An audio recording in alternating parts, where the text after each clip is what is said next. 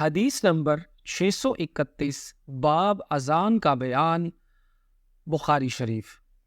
حضرت مالک بن حویرث رضی اللہ عنہ سے روایت ہے کہ وہ فرماتے ہیں کہ ہم نبی کریم صلی اللہ علیہ وآلہ وسلم کے خدمت اقدس میں حاضر ہوئے۔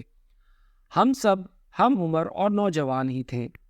آپ صلی اللہ علیہ وآلہ وسلم کی خدمت مبارک میں ہمارا 20 دنوں رات کا قیام رہا۔ آپ صلی اللہ علیہ وآلہ وسلم بڑے ہی رحم دل اور ملن نثار تھے۔ جب آپ صلی اللہ علیہ وآلہ وسلم نے دیکھا کہ ہمیں اپنے وطن واپس جانے کا شوق ہے تو آپ صلی اللہ علیہ وآلہ وسلم نے پوچھا، تم لوگ اپنے گھر کسے چھوڑ کر آئے ہو؟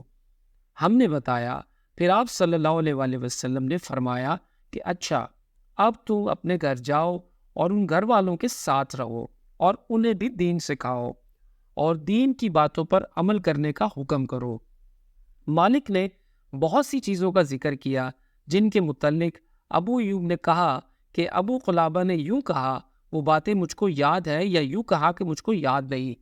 اور نبی کریم صلی اللہ علیہ وآلہ وسلم نے فرمایا کہ اس طرح نماز پڑھنا جیسے تم نے مجھے نماز پڑھتے ہوئے دیکھا ہے، اور جب نماز کا وقت آ جائے تو کوئی ایک اذان دے اور جو تم میں سے سب سے بڑا ہو وہ نماز پڑھائے۔